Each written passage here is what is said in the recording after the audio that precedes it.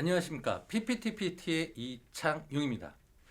저는 오늘 여러분들께 그동안의 스토브리그라는 핑계로 어쩌면 PPT랑 관련이 없게 느껴질 수 있는 두 가지 내용을 말씀을 드렸습니다. 첫 번째는 공모전에 대한 이야기를 했고요. 두 번째는 특허와 관련된 이야기를 했습니다. 이 두 가지 내용의 공통점은 첫 번째로 조명에 대한 이야기, 두 번째로 촬영에 대한 이야기를 드렸습니다. 제가 그 두 번의 이야기 속에서 이것들을 어떻게 하면 PPT와 연결할 수 있을지에 대한 이야기를 드렸는데요.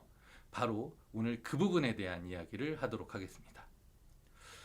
여러분들이 관공서에 근무를 한다거나 관공서가 아닌 일반 기업이라고 하더라도 보안상의 이유로 우리가 흔히 말하는 내부망에서 쓰는 그 회사 내부에서 활용되는 자료들을 외부로 PPT에 활용을 하려고 할 때 스크린 캡처가 안 되는 경우들을 간혹 겪으실 수 있을 겁니다.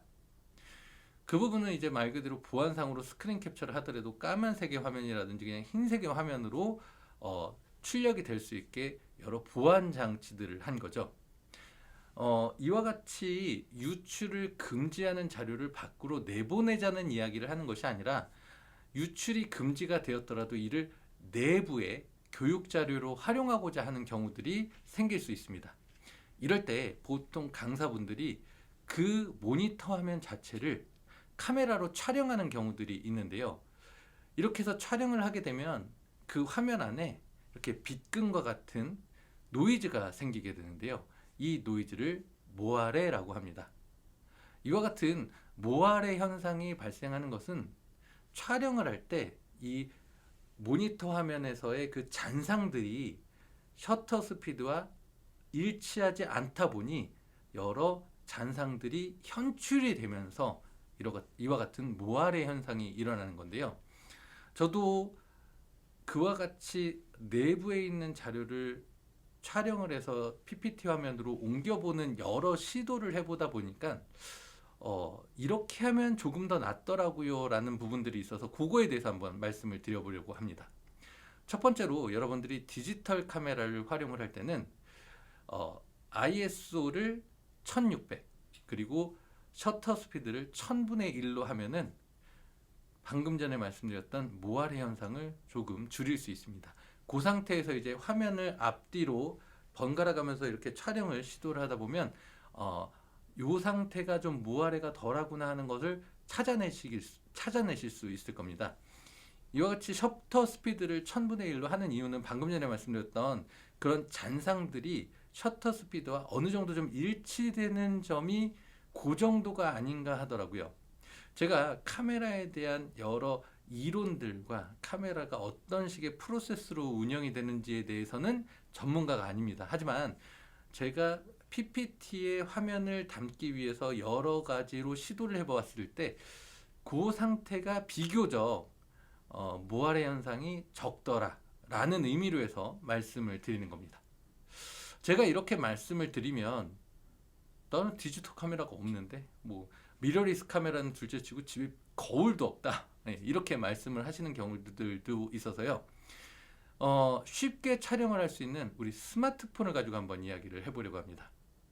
마찬가지로 이게 왜 그렇다라고 명시적으로 그 프로세스를 말씀드리기에는 조금 부족할 수 있지만 제가 여러 번 시도를 해본 그 경험칙에 의해서 말씀을 드리면 우리가 촬영을 할 때 줌을 하기도 하고 줌인, 줌아웃을 하기도 하잖아요. 그때 제가 해보니까 4배 줌, 4배 줌으로 확대를 해서 촬영을 시도를 하다 보면은 4배 줌을 해놓고 이제 화면을 앞으로 뒤로 이렇게 이동을 하다 보면 그 모아레 현상이 안 생기는 지점을 좀 더 쉽게 찾을 수 있더라고요. 그래서 만일에 휴대전화를 가지고 촬영을 한다라고 하면 4배 줌을 추천드립니다.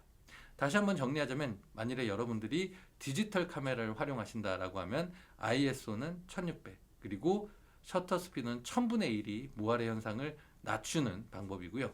휴대전화 같은 경우에는 4배 줌이 가장 그런 현상 없이 촬영을 하고 그 자료를 내부에 PPT 자료로 활용하기에 가장 적합하더라. 예, 그 말씀을 드리기 위해서 이전에 공모전 그리고 특허까지 같이 이야기를 나눠봤습니다. 여러분들이 이런 모니터의 화면을 촬영하게 되는 상황에 대한 자료까지 어디서 구하기는 그렇게 쉽지 않더라고요. 제가 방금 전에 몇 차례 말씀드렸지만 이거는 또 경험칙에 의해서 나온 자료이기 때문에 혹시라도 이 부분과 관련돼서 뭐 이런 건 어때요? 저런 건 어때요? 이런 이야기들은 또 이제 혹은 저는 다른 방법이 있더라고요. 이런 이야기들은 댓글을 통해서 한번 같이 이야기를 나눠보는 것도 재밌을 것 같습니다. 다음 시간에는 이제 이런 스토브 리그를 넘어서서 본격적으로 AI 이야기 좀 해보려고 합니다. 바로 PPT에 우리가 넣으려고 하는 사진을 이전에 여러 출처에서 뽑아내는 것도 좋겠지만 한번 AI를 활용해서 만들어 본다면 어떤 방식이 좋을까? 그런 것들에 대한 이야기를 함께 나눠보도록 하겠습니다. 지금까지 PPT PT의 이창용이었습니다.